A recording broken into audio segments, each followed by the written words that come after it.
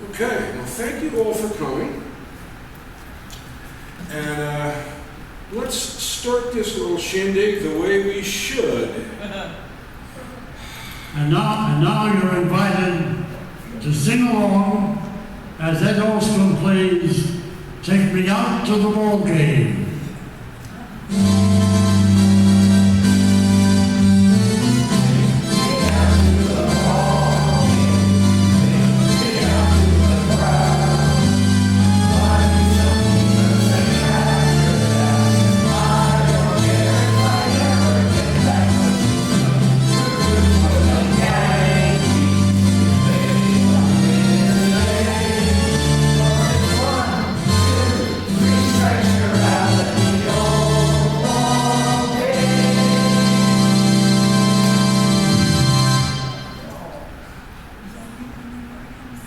Nicely done.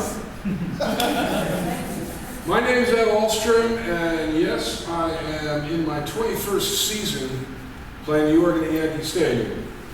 And I'm here to tell you all about that. That particular clip you just heard was from my first season, which I was obviously very excitable because I was playing extremely fast. Anybody know who that was that introduced me? Robert Leo Shepard, the estimable voice of Yankee Stadium for 56 years, and we'll talk a lot more about him later because I got a lot of history with that man. This is me on the scoreboard at the new Yankee Stadium, where I appear about 45 minutes before the game starts, where I get to play a set of music that's somewhere between 12 and 15 minutes long of whatever I want. And so if it's a 1 o'clock game, 1:05 game, I'll usually be doing that spot around 12:15.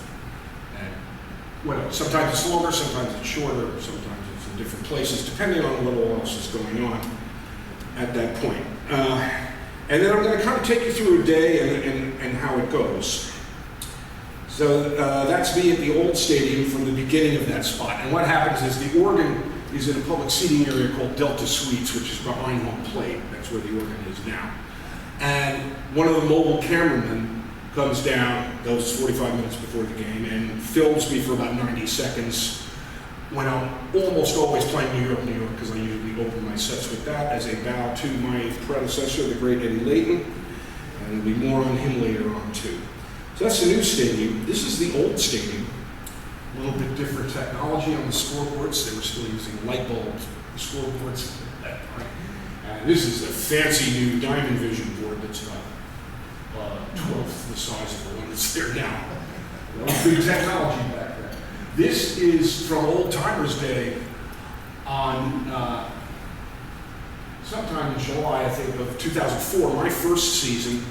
And I was very impressed and very nervous to have Eddie Layton share the bench with me that day. Layton had retired in 2003. Finally, and we'll get to the logistics of that too. But Layton showed up on Old Timers Day 2004 to kind of make sure I knew what I was doing with that, because it was a very different agenda that day, as you might imagine. So me and Layton kind of shared the gig that day, and that was the last time he was ever at Yankee Stadium. Okay, it's a little picture that I cannot for the life of me make any bigger, so it is what it is. But that's me at my home. I'm probably about 8 or 9 years old in this picture. I guess I'm wearing a rented tuxedo because my sister was getting married or something. I don't know why else I would have been in a tuxedo with a coronation or whatever. Anyway, that's the home organ I was at. I grew up in a home where we did not have a piano. We had an organ and an accordion. Those were my choices when I was young. I chose the organ, and I chose it because of this man. This is my dad, Ludwig Theodore Alstrom. He did not go by Ludwig. He called himself Eddie because his favorite movie actor was Edward G. Robinson. So he just dubbed himself Eddie, and then he named me after him too.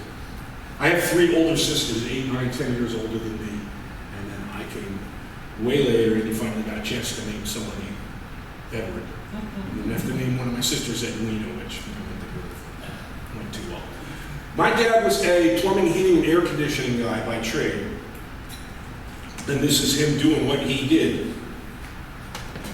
But he did something else too. He played music. And the way it went was, I would go on plumbing jobs with him on the weekends or during the summer when I was in school, and I hand him tools and just hang out with him. He always had a radio, and he always had music on. And a song would come on the radio, he'd be laying under somebody's boiler, with a welding iron. And he'd go, Edward, what's the name of this song? And I said, yeah, Dad, it's such and such. And so 6 or 7 hours later, he'd pack up the truck, go home, take a shower, go eat his dinner, go sit at the organ, and he'd play the song. Edward, is that the song we heard this morning? And, yeah, Dad, that's it. It took me till I was well into my teens to realize that not everybody can do that. Hear a song once, and 8 hours later go and play it.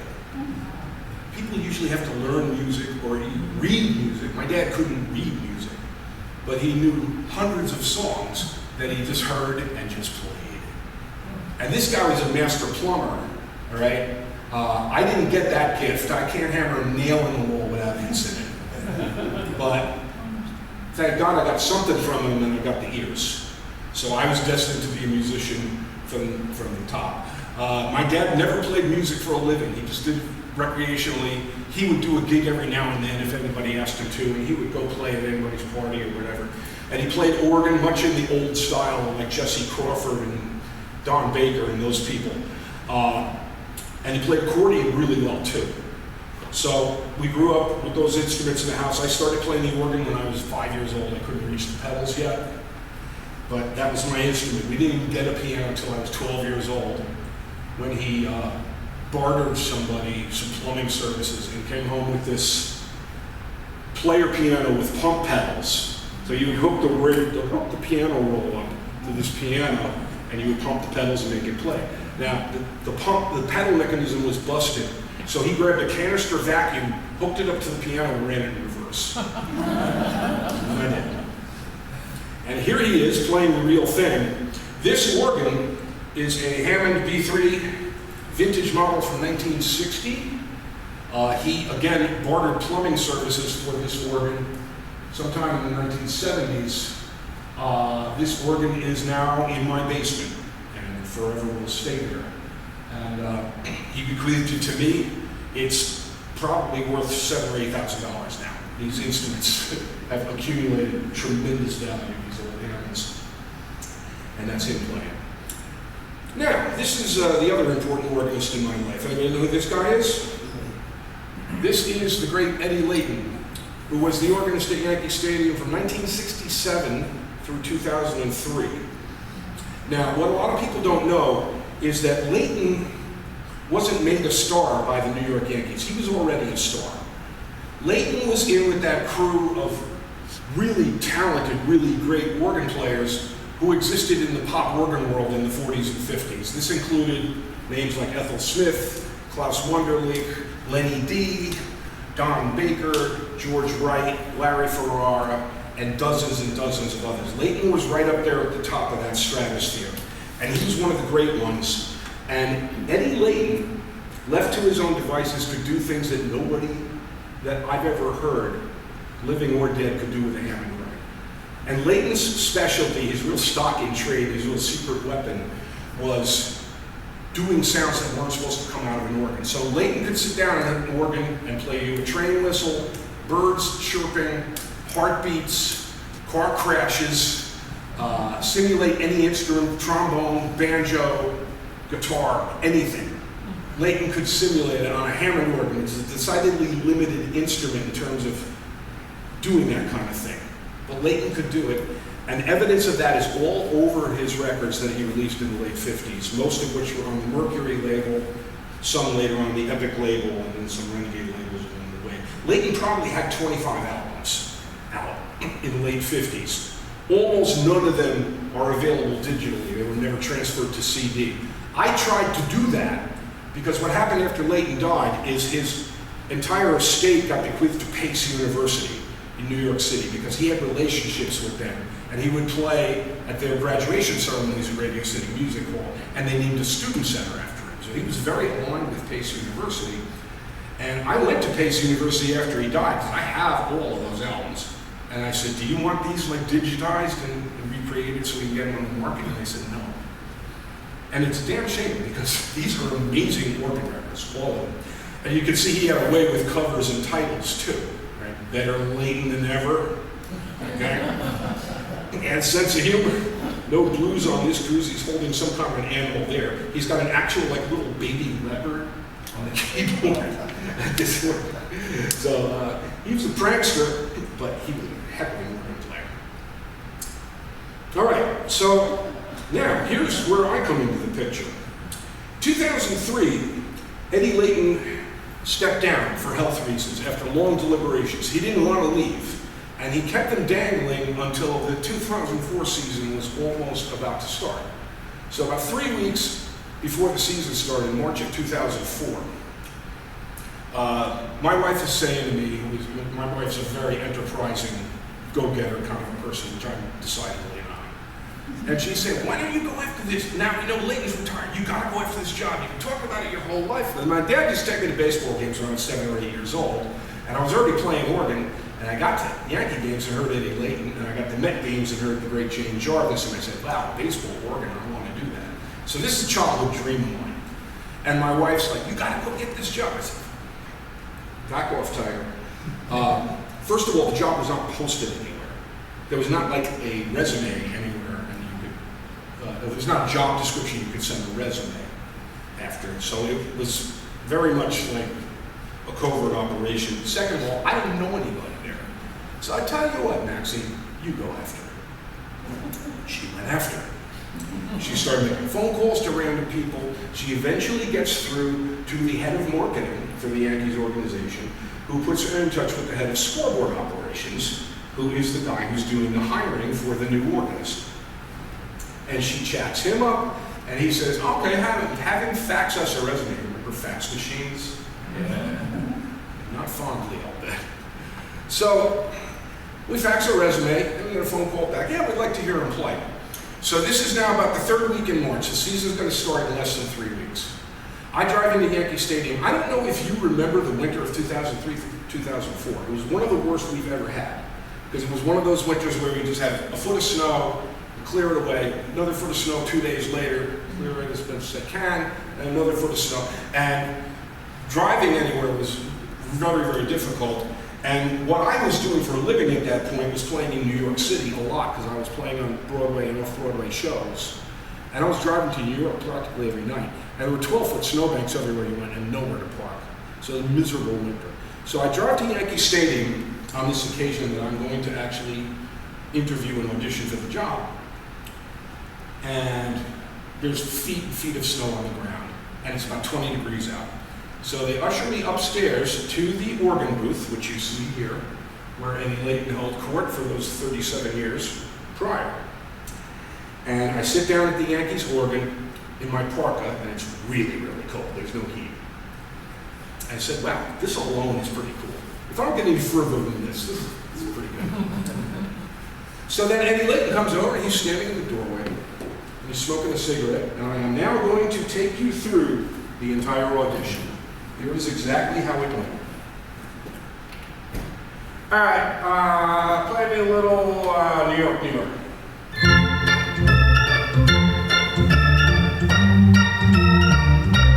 All right, that's good, that's good, that's good. Give me a little national anthem.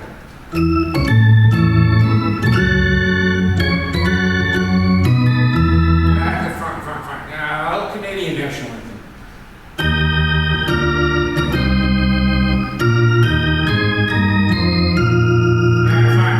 Give me a little fanfare.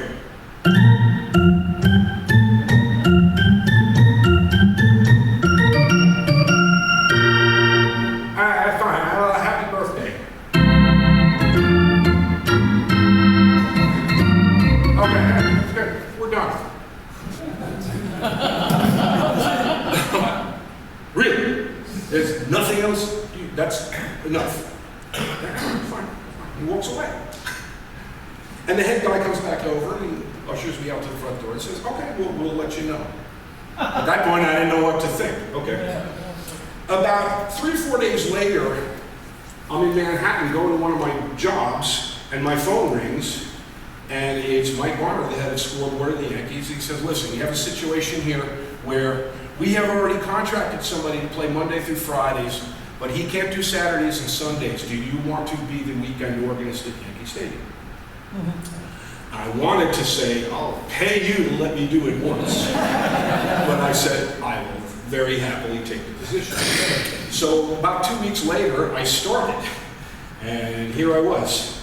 I have a little sign, and I have my little booth here. And you see this keyboard in the background here? The organ is behind me where I'm standing. This organ was connected to scaffolding on the ceiling. I don't know how Leighton played it. He would have to go like this while he was sitting at the organ and play this thing. But it was there. All right. The organ in the old stadium in 2004 was up on the second level in this press entrance, which if you walk through this door, to the left was the press box and to the right was the scoreboard operations. Now the old Yankee Stadium went up in 1923. It was renovated in 1977. So a lot of old structure, a lot of old technology in there. And that's me in the organ booth. This is a better picture of that. Okay, this is all the old equipment that was still in there. This is probably from the first season. And then a couple of years later, they had to get a new organ, and I'll get into more on that later too. And by this time, they had rechristened the organ booth the Eddie Layton Memorial Organ Booth because he passed away the day after Christmas on 2004, my first season. Just due to, he was an old man, he was 79, and his health was failing, and he passed away that first season. I did get to spend that old Timer's Day with him that summer. And I did get to audition for him, so it's cool. I really admire Ed Alstrom as an organist. Okay, we know who this guy is?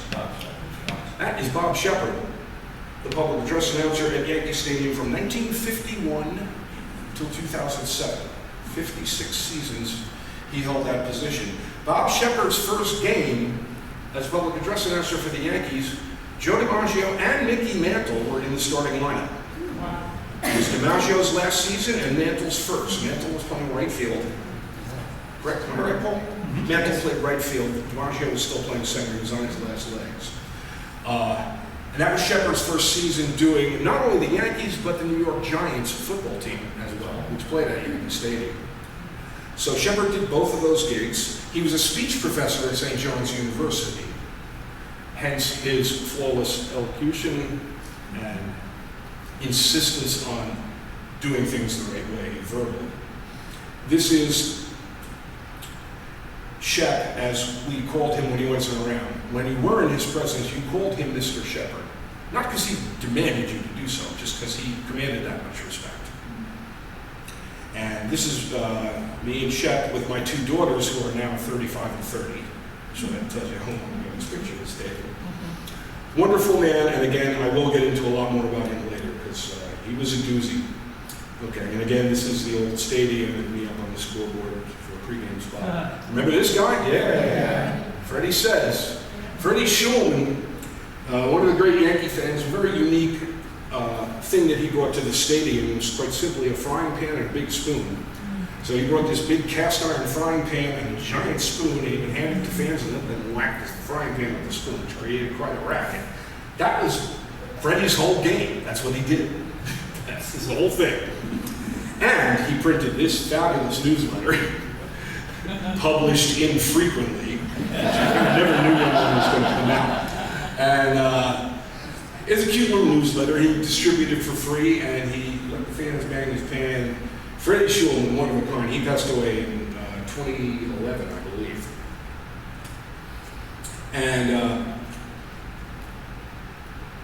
when was this? Yeah, this is the old stadium, I think 2007. My boss had the license to do this, and he had the good sense to actually do it. He had his daughter's third birthday party on the field at Yankee Stadium.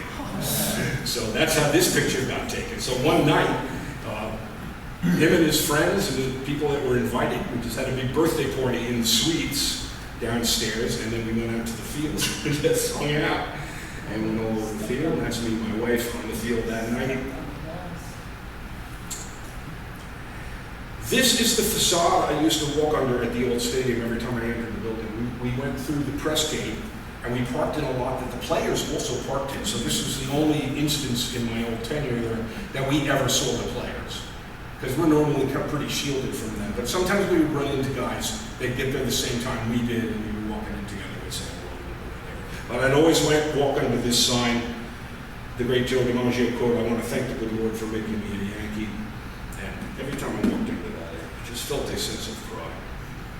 This man's name is Alex Rodriguez. He played for the Yankees for a pretty long time and hit his 500th and 600th career home runs as a Yankee. This is not a press photo. My wife took this from the seats at the moment it happened with some kind of little Instamatic camera or something like that. I don't know why she chose now to take this picture, but she did at the very moment he hit his 500th home. A pretty good shot. Now let me set up this. The old Yankee Stadium closed in September of 2008, so I had done 5 seasons at the old stadium. The very last game played at Yankee Stadium was in the end of September 2008. It was a night game against the Baltimore Orioles, which the Yankees won. It was the capper on kind of a down season because it was the first time in 14 years that the Yankees hadn't made the playoffs. And frankly, the team wasn't very good that year. But people sure turned out that last night. And what they asked me to do after the game was play a song that Eddie Layton used to play at the end of games back in the 60s and early 70s. And they told me it's a song called "Goodnight Sweetheart." Now, the first thing, I tell you that, probably the first thing you think of is the old doo-wop song. "Good night, sweetheart, it's time to go." It's not that song. It's a different song altogether. And I didn't know what song it was. I asked them, the people that asked me, and they didn't know what song it was. So I'm going to find out. And I even figured out how I was going to find out. The Yankees had an official scorer, a gentleman by the name of Bill Shannon, who lived right over here in Caldwell. And he was the official scorer at most of the Yankees games back then. And Bill Shannon was a savant about everything. He just knew whatever you wanted to know about him. Any hook of like Bill Shannon probably knew the answer. So, Bill, you probably know this. They asked me to play this song called "Goodnight Sweetheart." He says, "Oh yeah, written by so-and-so in 1936, and Bing Crosby made a recording of it. Yeah, no, it's not the doo-wop song." Like, he knew everything about it. So he told me where to find it and who recorded it and everything, and I tracked it down. They asked me to play it at the end of the game, and it was going to be the last thing that happened at Yankee Stadium. So this is the scene on the field, and this is me playing "Goodnight Sweetheart."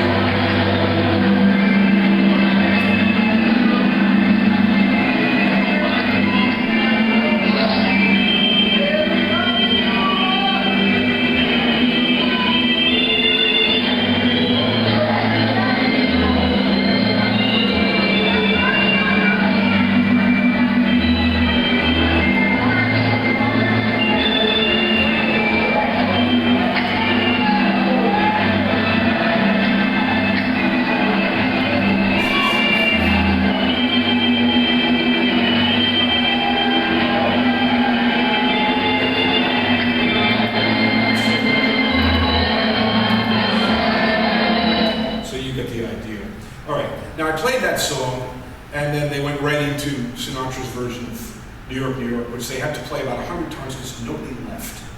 Everybody stayed.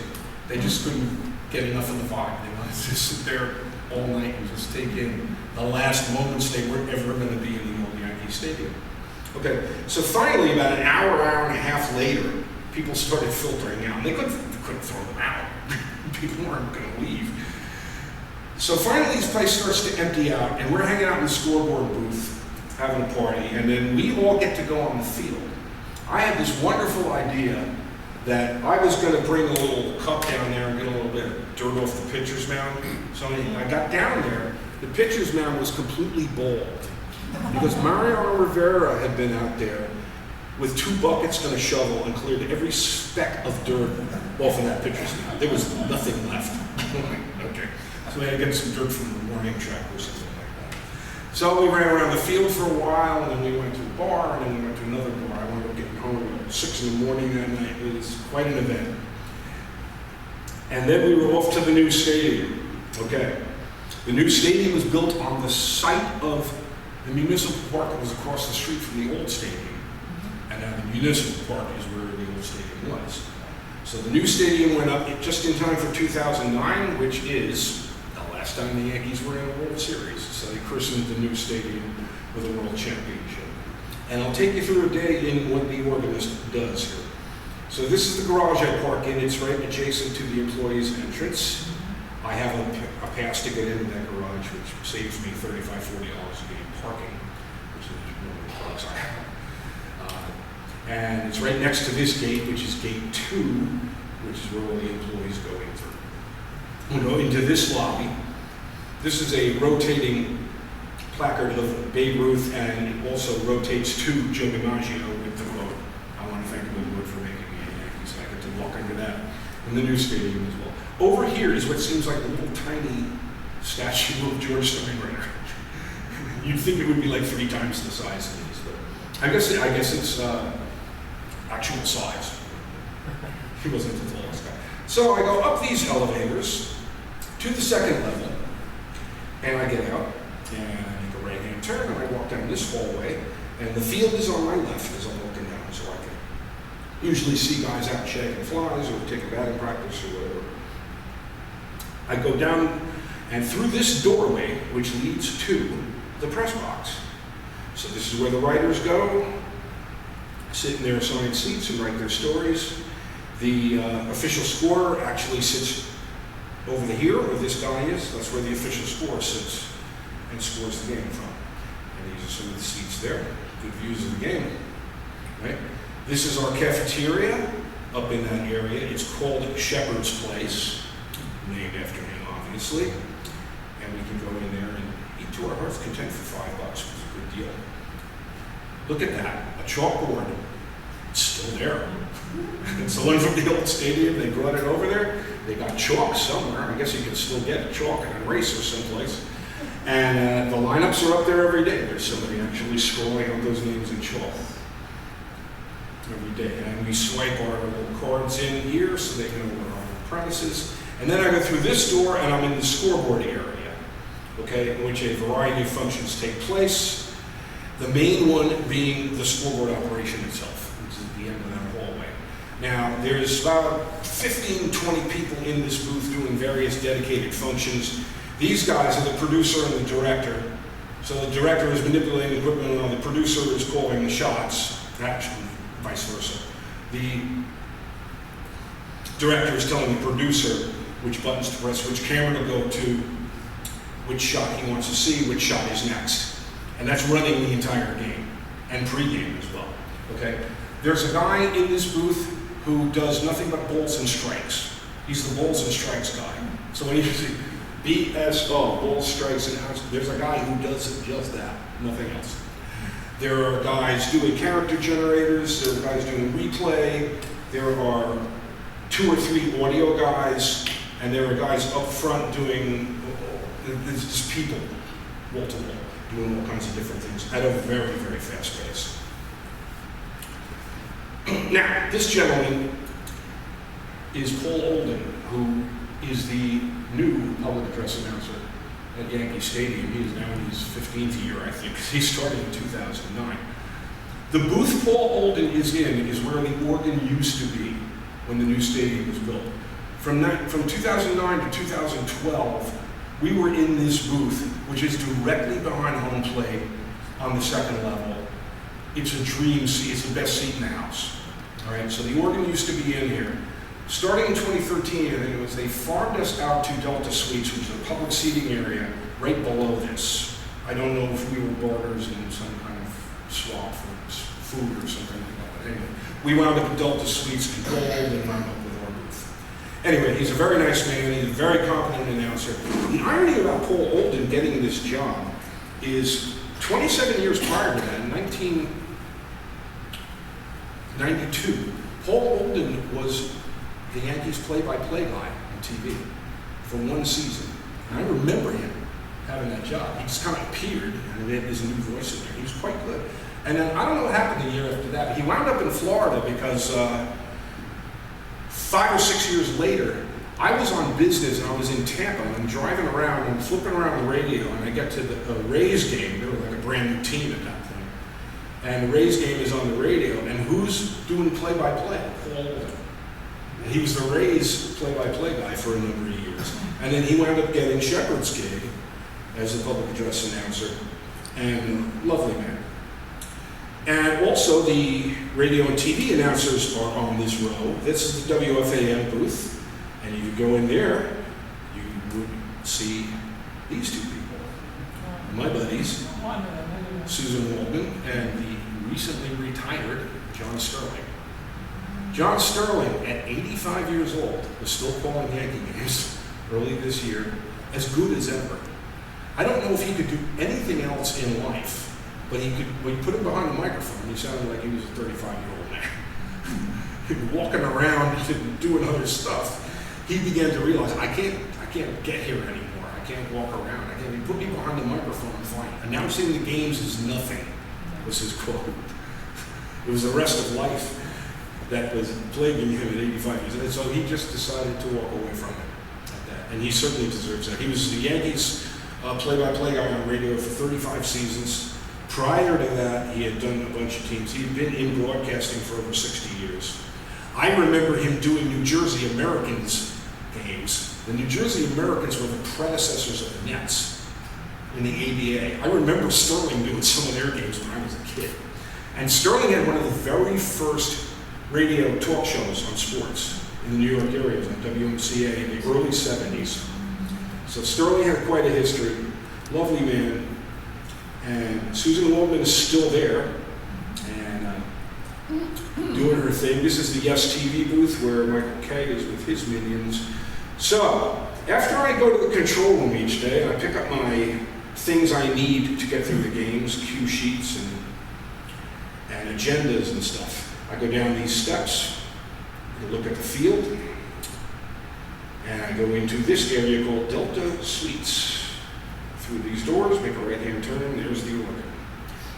The organ is all the way on the left field side, third base side of Delta Suites. I would say 80% of the people that are in Delta Suites have no idea the organ is in there. Certainly the people sitting on the first base side, because they wouldn't have any reason to go down that far to the other side, because they have everything they need on their side. So the people who are sitting on the left field side of Delta Suites and have to go to the bathroom are about the only people who walk past me during the game, which is just fine because I can't really talk to people anyway during the game, and I'll get into why later on. So I turn the corner, that's my rig.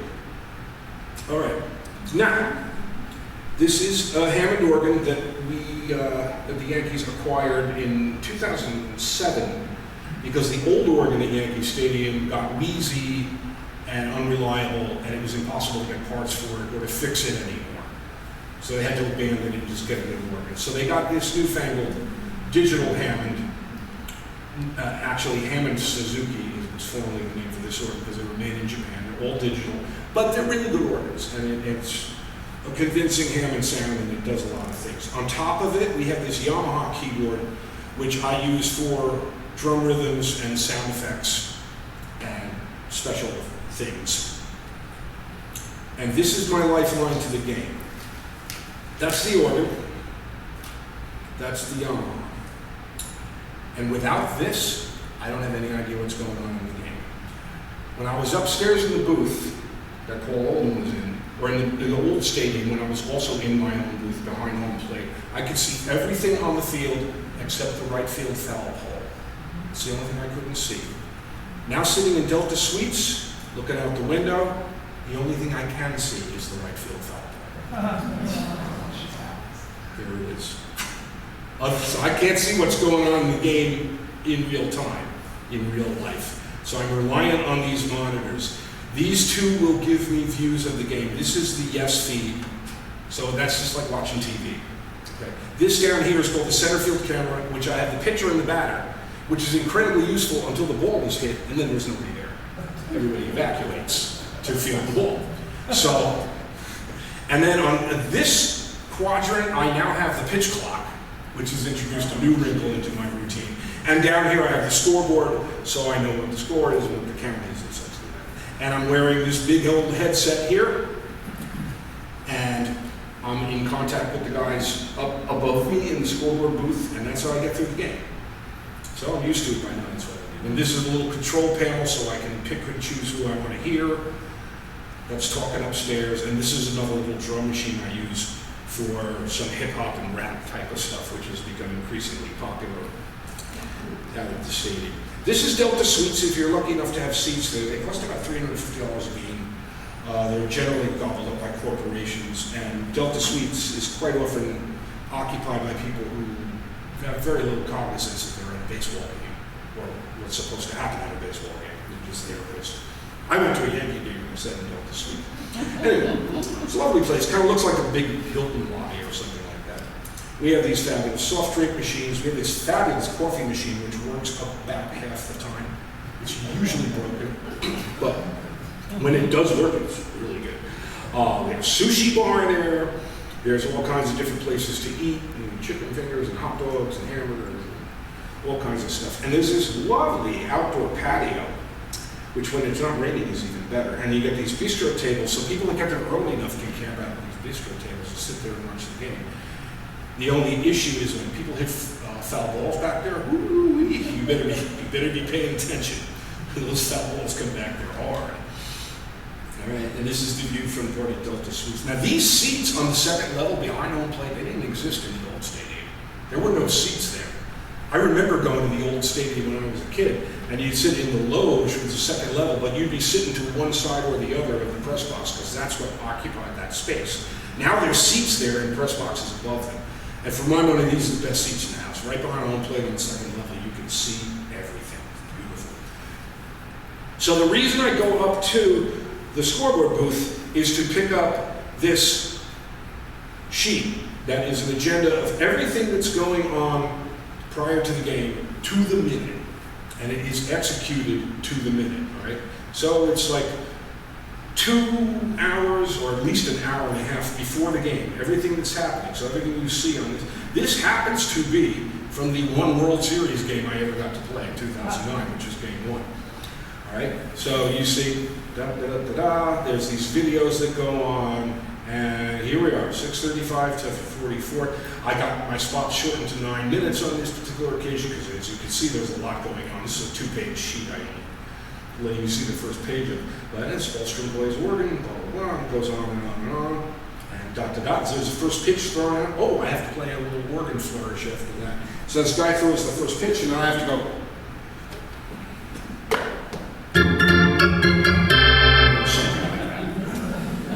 Whatever. And then there's all this stuff that goes on, and there's a national anthem, blah, blah, blah. So I gotta have that sheet before the game. That's to the minute. Now you get the agenda sheet for in-game, which doesn't have times on it. Why? Because it's a game. You don't know what's gonna happen when, or how it's gonna happen, but you do know stuff that's gonna go on between innings. So every inning, there is an organ flourish, okay, when the third out is made. And I have to be paying attention to know when that happens. And I'm watching on TV too, so I don't always get the greatest view of it. And then this tells what clips are going on, and it tells me these days what branch of the military the honoree is from, so I can play the appropriate song. And then it tells me here I can play Take Me Out to the Ball Game, after God Bless America, this song, and everything I need to know during the game, to the extent I can know it. Stuff does happen during the game. It's pretty unforeseen at times. Witness, 2005, at the old stadium, the game is in progress, and the game is stopped because the equipment door in the left center field wall, where they bring the lawnmowers in, and all the field manicuring equipment, that door flew open during play. It just went, gigantic door. So the umpires have to stop play. I hear in my headset, Alstrom, give me something. What am I going to do? So I just hit the Yamaha keyboard. This drum beat came on, and I started playing. Anybody know what song that is? Break on through. Break on through to the other side by the Doors. And I certainly didn't plan it. So somebody up there just bailed me out big time, and I started playing. And the break was like almost 2 minutes while they figured out what was going on, how they were going to shut this door. So I was jamming out and break on through to the other side. But always be ready. People are like, oh, you just get to play whenever you want, whatever you want. No. This is the way it works. So I have this sheet now that I update and excise stuff from regularly. Now these bumpers are things I play when the third out's made for both teams. All right, so when the third out's made, I got to play something for 10 seconds to get them off the team. Do we have any jazz buffs out there? Any bebop fans? All right, I'm a huge bebop fan, and you know what? Bebop songs make the perfect little bumpers at the stadium, because they're the A section, the first 8-16 bars of a bebop song are just the right length, and they're jaunty little things. So Charlie Parker, Thelonious Monk, Miles Davis, John Coltrane, Lee Morgan, all these people wrote these fabulous songs, and I know them all anyway, and they turned out to be like the perfect little numbers to get the ball. For example, this is a Charlie Parker song called Yardbird Suite.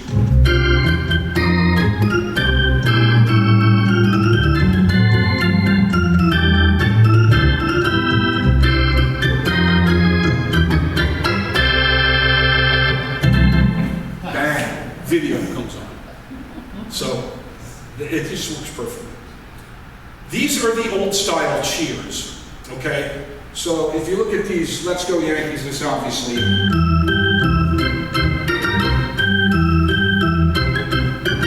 What else is on here? Go Team Go is España con Y is actually a Spanish classical piece. Written in 1920. Kalinka is. All right, so you go down that list, and then there are the longer ones. You know, everything you see there. These are kind of the 15 or 20 things that every organist plays at a stadium for time immemorial. I mean, since organs first appeared in major league stadiums in 1942 at Wrigley Field in Chicago, this is the stuff everybody's been playing. Now, I had to expand on this, and I'll tell you why. 2014, the general manager of a minor league team in the Independent League called the Rockland Boulders. Have you ever heard of them? Yeah. They're now called the New York Boulders. They're based in Pomona, New York, which is up in Rockland County. Their general manager, a guy named Sean Riley, he called me up before the season started. He said, "Hey, I know you play at Yankee Stadium. You want to come play some games for us when you're not there?" I said, "Why not? What the heck? It's probably fun." So I go to this little stadium, and it's a fabulous stadium up in Pomona. You've been there? It's really great. And I get up in their control room, and they have like a really professional operation. I mean, it's not as sprawling or as equipment laden as the Yankees, but for a minor league team without an affiliation, it's tremendous. And they have guys up there who are like total pros, and they do a presentation that's unbelievable for a minor league team. And I found them in Oregon that a church I used to work at was trying to get rid of. So then we had an organ, we were all set. So I go up there to play my first game, and I'm cycling through this list, and we get to the third inning, and I've run out of this material completely. See, at Yankee Stadium, I'm splitting stuff with the audio guys. So they're playing, so they have their array of stuff that they play, and I have my array of stuff that I play. They shoulder most of the load at Yankee Stadium. At this place, it was all me. So I went through this stuff by the third inning. I was going through it again. I thought, oh my God, I've never come up with something new. So by the second game, I just accidentally kind of lapsed into.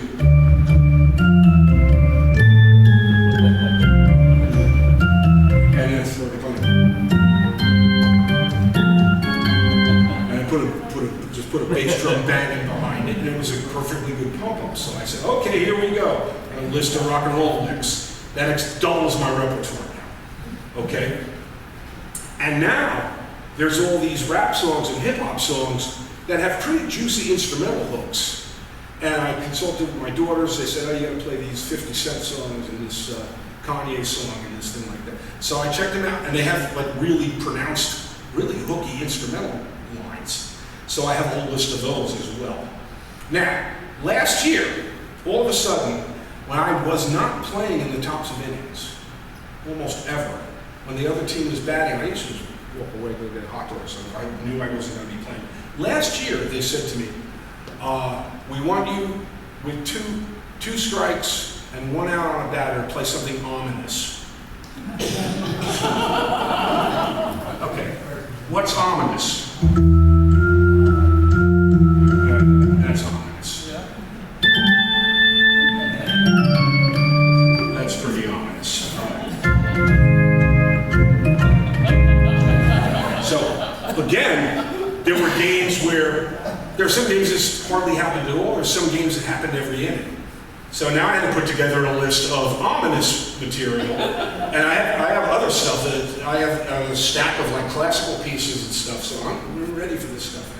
And I just put these songs here, random songs, just in case that door in the left center field flies off. And I don't have to think about it, it's going on this contract. So it's just, be ready.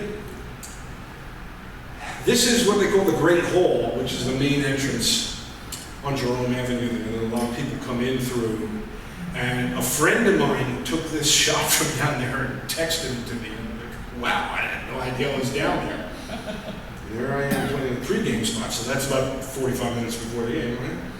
And there I am in my 6th season, which must have been 2009. This is my first season at the new stadium. There I am.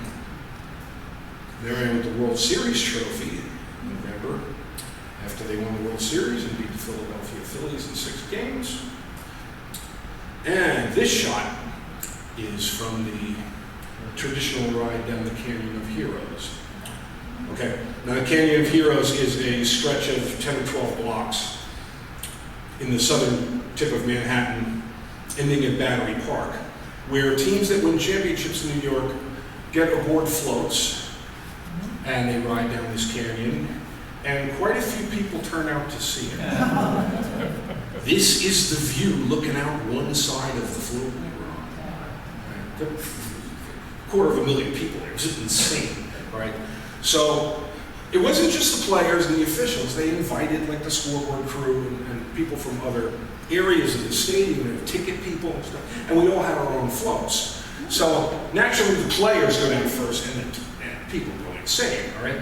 Then it's progressively lesser and lesser known people. So by the time our float went down with the scoreboard crew, people were actually chanting, "Who are you? Who are you?" And that's why I'm just delirious, right? So, and that's what we saw. Pretty amazing sea of humanity. This is a shot from the homecoming dinner, which I played about 3 of them in the early 2010s. And this is the dinner they would have at one of the Midtown hotels, the Hilton or the Sheraton in the 50s.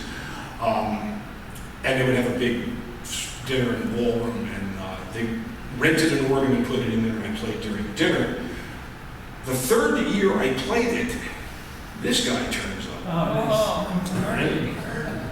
And he had retired, he retired a bit early, he retired in 2007, but he already had his career going as a musician. He released his first CD, and he was the keynote speaker there. So somehow I got hooked up, I got to talking to him, and he says, "Hey, I'm going to play my arrangement and take me out to the ball game. You want to play it with me?" And I knew what it was. Have you ever heard Bernie's rendition of Take Me Out to the Ball Game? It's a complete reimagining of the song to be this macabre, kind of contemplative, mellow kind of thing. And it's really cool, and it has these alternate chord changes that are really, really complex. So I said, "You're either gonna have to show it to me or get me a chart." So he called up somebody who faxed the chart over to the Hilton, and they brought it to me, and I played Take Me Out to the Ball Game with Bernie on that occasion, which was pretty cool. And there's his arrangement. All right, and it's really thorny. It opens his first album, his first CD. From them, it's the opening thing on there. It's worth hearing. Okay. This is my wife, Maxine Alstrom. She is playing the old Yankee Stadium organ. That's the organ Eddie Layton played on from 1983 through about from when he retired in 2003. And then it was there for us to play until 2006 or 2007, when, as I said before, we couldn't get parts for it and we couldn't get it fixed anymore. The reason for that is Hammond, back in the old days, used this technology called tone wheels, which were metal parts that grinded together to somehow create this special sound. And I don't want to get into right now how a Hammond organ generates sound, but it was a very specified thing. Now, by the 1970s, I don't know if you remember, everything went solid state. And solid state was like the newfangled thing. We don't need these tubes anymore. We have solid state now. It came to light that solid state did some things really well and some things not nearly as well as its predecessor. One thing it did not do was serve Hammond very well. Hammond went lock, stock, and barrel into this solid state technology in the 70s. And if you opened up the back of a Hammond organ that used to be just some gearboxes and some tubes, now Hammond organs were just circuit boards, hundreds of them, stacked so closely that you couldn't get your finger between them. And that's why repair people on these organs, I don't know if you're fixing that. I know Hammond guys that actually refused to fix this generation of organs. Then they started to break. Then you couldn't get parts for them, and then there was problems. This organ is called the Hammond Colonnade. It was created for 1 year in 1979. Yankee Stadium got theirs in 1983. And the reason they got it was because Leighton was a star in the Hammond world, and he was their primary clinician and promoter worldwide. They would fly him all over the world to do concerts and demonstrations on the Hammond organ. So he just called Hammond and he thought this was a great new thing too. So they brought this in there. Well, by 2003, 2004, it wasn't working very well. And then by 2006, it was kind of crapping out altogether. So we said, gotta get a new organ in here. They took this out of there. Where did it go? It went to auction. These organs, the Hammond Colonnade and its organs that are like it, are not worth anything these days. If you get $200 for one of these, you'd be very, very lucky. They're more often than not given away, and more often than not, people can't give them away. Nobody wants them. All right, so here's an organ that is virtually worthless. They put it up at auction, and somebody bought it for $25,000 without the bench. They paid it over $2,500 for the bench. So $27,500, somebody bought this organ and wound up donating it to the Yogi Berra Museum in Montclair a number of years later. So 2008, this organ appears at the Yogi Berra Museum. They call me up and they say, we got this organ, we'd like you to come to our dedicatory concert. I said, well, I would love to. Have you ever heard of the folk singer Odetta? Oh, yeah. All right. Odetta was an African-American folk singer who came up in the 1960s, was very innovative and creative, and was in with that whole folk crowd early on, Bob Dylan and Phil Oakes and all those guys. And she was a star back then. Well, she was still ticking in 2008, and she was in her 80s or something. And she's touring around. I was lucky enough to corral a gig with her, because I knew the guy that was her keyboard player. He had to get out of some gigs, and he said, you want to go play with Odetta? A tremendous honor. So, I get on a plane to Latvia. I go to Latvia with Odetta, so that's where I was when this event went on. And I said, but I know somebody that can come and do the job for you, so I sent my wife in there. And she knocked him dead on the old Hammond Colonnade at the Yogi Berra Museum. Now, if you go to the Yogi Berra Museum, you ask where that organ is, they don't have any idea. Nobody even remembers it being there or knows where it went. And it's probably in the scrap heap. I have since come across 3 of these organs. And I got 2 of them into churches I was working at the time, and predictably they all broke down. And I wound up giving them to repair guys so they had parts, because they couldn't fix them. So that's me and Maxine watching around pregame at the stadium. Now, Robert Leo Shepard. So much to tell. All right, I already told you about his history with the Yankees. What I didn't tell you is how he became a really good friend. The first time I was at Yankee Stadium to play a game, April of 2004, my first game, my boss walks me upstairs, and to my booth, right next to my booth is the booth of Bob Shepard. So he says, well, you should meet Mr. Shepard. Knocks on the booth. Door opens, and Mr. Shepard's in there. His booth consists of a tabletop, a microphone, and a pedal on the floor to turn the microphone on. Nothing else else in the booth. So he would show up every day with a huge book that he'd taken out of the library, one of these 1,200-page novels or something. And he'd just sit there reading his book and announce their goodbyes, go back to reading his book. So Shepard stands up, and Mike says, "This is our new weekend organist, Ed Alstrom." "Welcome to Yankee Stadium." I've done it all now. What else? How can I get any better than this? Bob Shepard welcoming me to Yankee Stadium with that voice. And that voice was the voice he used all the time. Okay? You know, Reggie Jackson said the voice of God and all that stuff. And this is his speaking voice. How do I know this? He used to knock on my window. We had a pane of plexiglass between us, so we could always see each other. So tops of innings when I wasn't doing anything, he would knock on my window. And I opened his door. He goes, "You know, I was driving here and I heard a song on the radio, and I want to find out if you know this song." Left fielder, Manny Ramirez. And there was a singer named Joe Stafford. Have you ever heard of Joe Stafford? One of the finest singers. Oh, my goodness, what a voice. Right fielder, Trump Nixon. And she was singing a song. It was written by Rodgers and Hart, and it was called "It Never Entered My Mind." Do you know that song? Oh, what a fantastic song. And a fantastic rendition by the great Joe Stafford. Second baseman, John Berardino. And there's another song. I'm standing there. Who gets to do this? Who gets to experience that? That was the voice. And you just step on the pedal, and he'd be live at the stadium with just this regular voice. And he talked to me all the time about crazy stuff.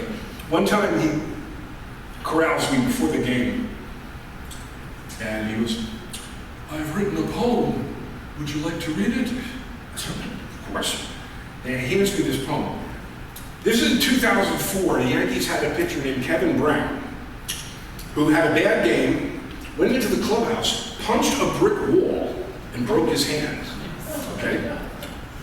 So Shepard hands me this piece of paper, which has a little Yankee logo on the top. It says, "From the desk of Bob Shepard."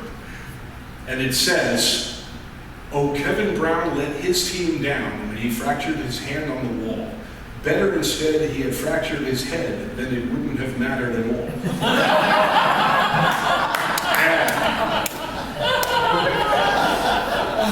and he's watching me as I'm reading. I said, "This is brilliant. It's really, really great." I said, "You must have a few of these." "Oh, hundreds." I said, "You need to put a book of these together. There needs to be a book because everybody would buy it. You'd be a very wealthy man. Everybody would want it." "Oh, no, Mr. Steinbrenner would fire me." Now, after the game ended, was one of the greatest rituals I've ever seen. So in the ninth inning, let's say the Yankees have the lead. Mariano Rivera is on the mound, going for the save.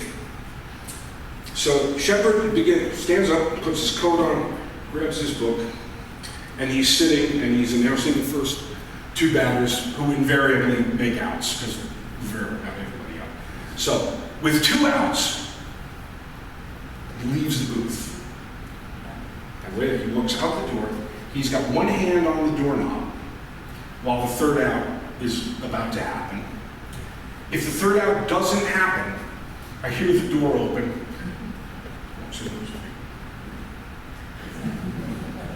Right fielder, Tim Salmon. What's that? He's got his hand on the door. Okay, third out is made. And then I get up from the organ and I look and he's gone. And they tell me, "Yeah, Shep leaves in the third out. You've never seen anybody move faster." Come on. He was 94 years old when I took the job in 2004. He was 94 then. I said, "This I gotta see." So one time I said, "I'm gonna track him out of here, because I don't really have to do anything at the end of the game myself." So I just got ready to go. And he did his ritual, and there's 2 outs. And I see him out with his hand on the door. The third out is made. He's sprinting. I couldn't even keep up with him. He's moving it. Jeez, I got tired after like a minute of trying to track him. It was amazing how fast he moved. Another time, he comes to me before the game, and he says, "I've written a song. Would you like to hear it?" And I said, "Of course I would." So he starts singing me this song, and it's really good. I went, you know, you got something here. This is really good. I tell you what I'm going to do. If I bring a recording device tomorrow, would you sing this song to me so I can document it? He said, "Well, of course." So I bring a recorder, bring a good microphone, and we camp out in his booth before the game. And he sings me the song, and then he tells me this story about how it appeared. So I took it home. I transferred the audio onto my computer. I wrote an arrangement for it, because his singing was perfectly in tune, and it was perfectly obvious that the chord changes where it should go under it. So even though he handed me an acapella recording, I was able to put together a track for it. I chopped his vocal into pieces, spliced it over the track. Now you will be one of the privileged people on earth to hear this song, because nobody that, unless they're a really close friend of mine or they've been to one of my presentations, has ever heard this song. It was not commercially released. I did it initially just for him. So it was a gift to him. Very few people have heard it, and you're going to get to hear it now.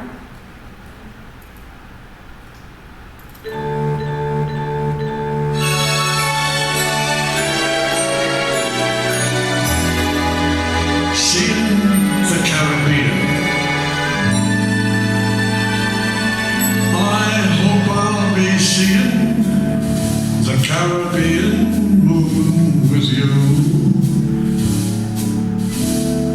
to cure your sorrow on Curacao sands.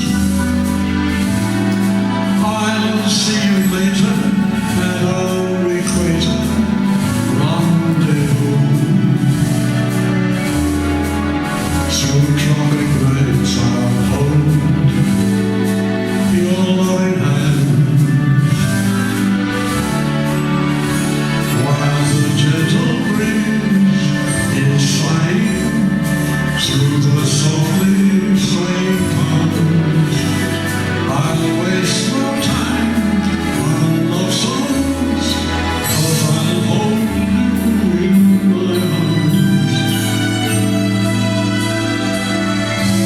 I hope I'll be singing the Caribbean moon with you. It won't be long before my soul comes true.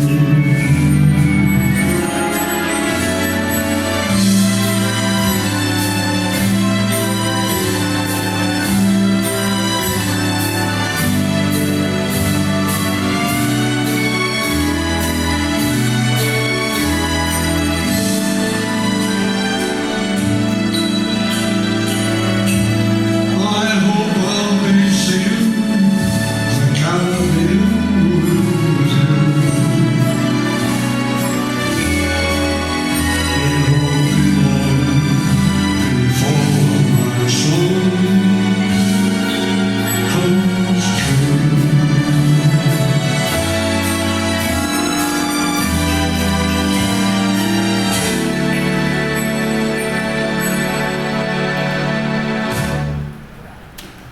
Bob Schiffer, songwriter. Couple. He's in tune. I'm sorry? He's in tune. He's a good singer. He is a good singer, yeah. In fact, we discussed that. I'll let you hear a little of this, since you've been so good about it. I'm a thin tenor, but maybe I should have started an octave lower, but it doesn't matter. No, I think it was in a nice part of your range, and our voices all change over time. Oh, yeah. Maybe yours is getting higher. I know it is. You'll be a lyric tenor. In time, John McCormick. There you go. Sound just like it. Now, is there any background on this song? Was this inspired by Out of the blue. Out of the Blue? That's all. I was painting the house, on the front deck. We had a porch that needed the floor painter. And Bob Shepard, 7 minutes. He was stationed in Aruba during World War II, and he had a Quonset hut. You haven't lived till you've heard Bob Shepard say Quonset hut, right? And he just went and told this whole story. So, I think my finest moment with him occurred in 2006 at the old stadium on a military day. Now, if you've been to military day, you know what goes on. It's the Golden Knights flying and parachuting in, and just general honors to the military, and a whole lot of talking by Bob Shepard. Okay, so it's a 4 o'clock game. The military ceremony is supposed to start at 3 o'clock. It's 5 minutes to 3. I'm in my booth. I'm just getting stuff ready, and the director knocks on my window and points to Shepard's booth. Look, and Shep's not there.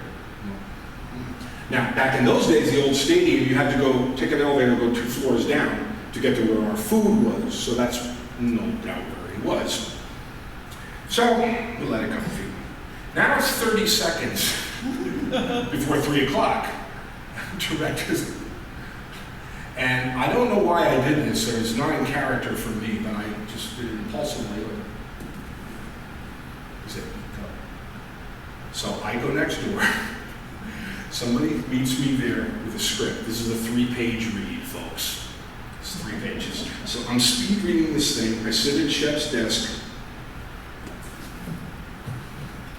and all of a sudden it's Alstrom in 5, 4, 3, 2, 1. I step on the pedal. Good afternoon, ladies and gentlemen. Welcome to Yankee Stadium. Now, I had no time to think about, am I going to imitate him? Am I going to be me? Am I going to do it halfway? There was no time to even, I just lapsed into the best Shepard imitation I could manage. And I'm reading and reading and reading and reading and reading and reading. And about halfway through it was probably a minute and a half. It seemed like an hour. Halfway through it, I hear the door open. And I sneak a look behind me. He's standing in the doorway. I finish the read. I release the pedal. I'm bathed in sweat. My heart's racing on my chest. And I turn around and look at him. Were you trying to imitate me?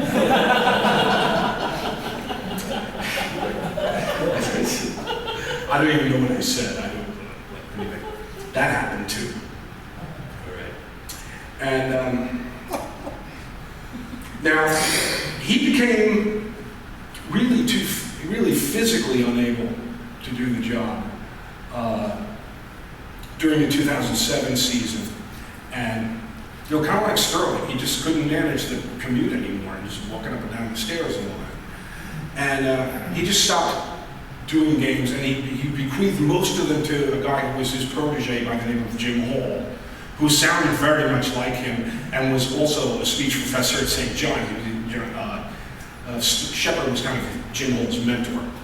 So Jim Hall took over for most of the 2007 and the entire 2008 seasons.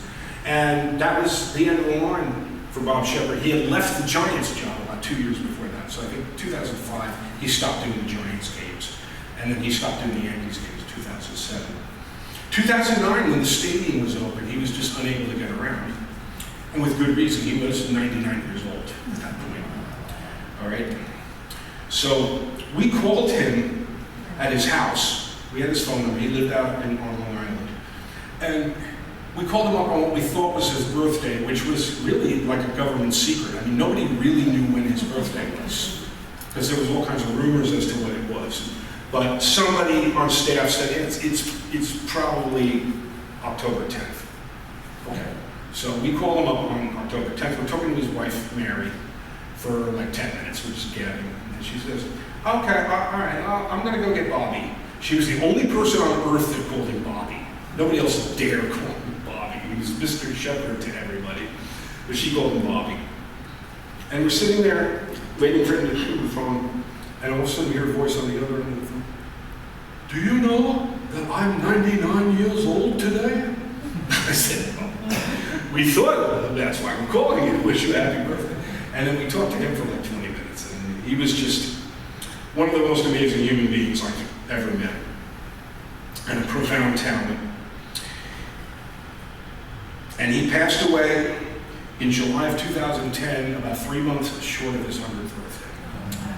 So, God bless you, Robert Leo Shepard. Now, after that event where he caught me like doing his gig on Military Day, he spent the rest of that game writing little notes. William Morris Agency called, they want you to call him about voiceovers. The David Letterman Show called, they're looking for a new announcer. He wrote about 7 or 8 of these notes and just passed them under my door during the game. And this was like the summary note of people I had to call because they requested. So, I mean, he was funny. And he could be biting too when he had to be. He was just a humane, wonderful, funny human being. And that's his handwritten thank you letter that he mailed us when I sent him the CD of that song you heard. Class act all the way. And I found this in the old organ bench too. These are lyrics to a song that he co-wrote with Eddie Layton about Phil Rizzuto. Right? I don't know where the music is that Layton wrote, but these were the lyrics. And when I got the gig there, I found this in the organ bench. I thought, I'm taking this, at least photocopying it and putting it back. So that's that. Now, how many of you saw the movie 42? Jackie Robinson movie. Another gig that got cooked up for me during this Yankees time is my boss called me one day and said, people are doing this movie about Jackie Robinson and they need some organ music and they need a very, very specific thing. Now, a woman named Gladys Gooding was the organist of Brooklyn Dodgers in the 1940s. She did a series of V-discs, which were 78 RPM records that were sent to the troops overseas to boost morale and keep them entertained. So, Gladys Gooding had these V-discs, and these were the source for the music that was supposed to be in the movie when Jackie Robinson reached the major leagues with Brooklyn in 1947. So these people said, we want you to recreate this music because we can't use these recordings. So they sent me Gladys Gooding's versions of Take Me Out to the Ball Game and Sidewalks of New York, as you see here. Okay. Now Gladys Gooding was a really good organist and really quirky. I mean, her arrangements don't go where you'd expect them to go. So I had to really put some time in and like learn these the way she played them. So then I went to my studio, I set up the best microphones I could, and I recorded these things and I sent it to them in really high fidelity. And they call me and they say, we need them to sound like the V-discs, like that fidelity. Really? Okay. So I went back to the drawing board and I did what they call a radio EQ. You know how an equalizer works with the treble and bass? You can boost things with each frequency and stuff like that. So I put this in there and I just boosted all the mid-range and rolled all the highs and lows completely off. So there was nothing but like this teeny mid-range there. And it sounded just like it. Okay, here you go. This is perfect. Love it. So that's me. If you ever see 42 on Netflix or whatever it is, you can look at the end credits and there I am. You know who this guy is? Mr. Cub, Ernie Banks. Now, I did an event at the Library of Congress in 2009, right after the season ended. It's called Baseball Americana, and it was this really sprawling event at the Library of Congress where you had all kinds of people talking, okay? So I got brought out there to be on a panel, and I talked about organ and politics, and we talked about the baseball dictionary, and the hot dog expert was there to talk on my panel as well. All right, and you had Mamie Johnson, who was a former pitcher for the black baseball, women's baseball team, the Indianapolis Clowns. All right, so this is a really sprawling event. And Ernie Banks, as you can see, was the headliner. So we did group sing of Take Me Out to the Ball Game that he led, and he taps me on the shoulder and says, play Thanks for the Memory, I'm going to sing that. And thank God I knew the song. So I played Thanks for the Memory, and Ernie Banks is there singing into his bat, using his bat as a microphone, which had 513 homers or whatever it is. Anyway, another great memory. I'm on YouTube. If you go to Ed Alstrom on YouTube, you'll find this, which is a shade under 14 minutes of everything I do at the stage.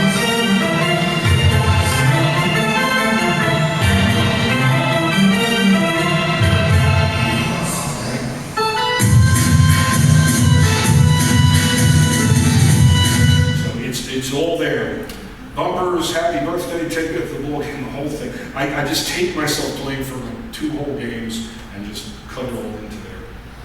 All right, and the last thing I'm going to leave you with. Well, this is Happy Birthday. All right, this happens in the 6th inning every game. I got to play Happy Birthday, so I do a little lead-in, and then at some point, like 2 years into the gig, the boss said, "I'm sick of hearing Happy Birthday. Can you play the Beatles' Happy Birthday?" I said, "You got it, boss. Here we go."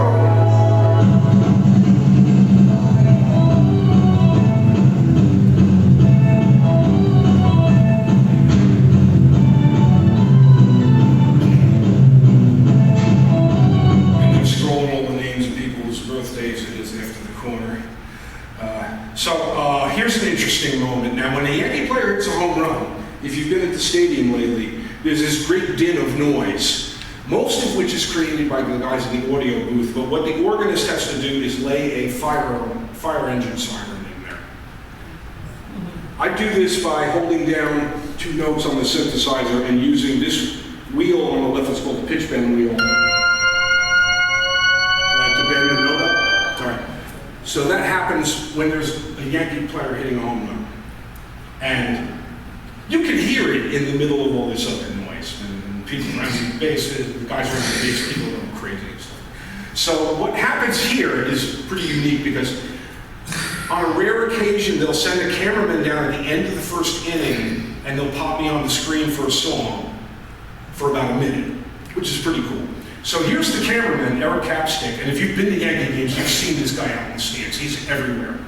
This guy is like in the right field corner in the upper deck 1 inning, and then bottom of that inning, he's down in the left field seats. And it's amazing how he gets around and does all this. So he's waiting there to film me when the 3rd out's made. But when there's 2 outs, what happens? Gleyber Torres hits a home run, as you can see on the screen behind me.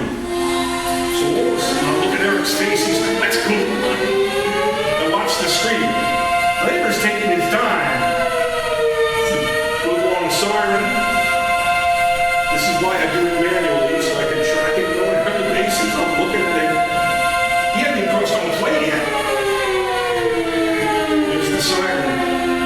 So now you know, when you hear that siren, you're different. Other players do. I lives to serve. And I'll leave you with this.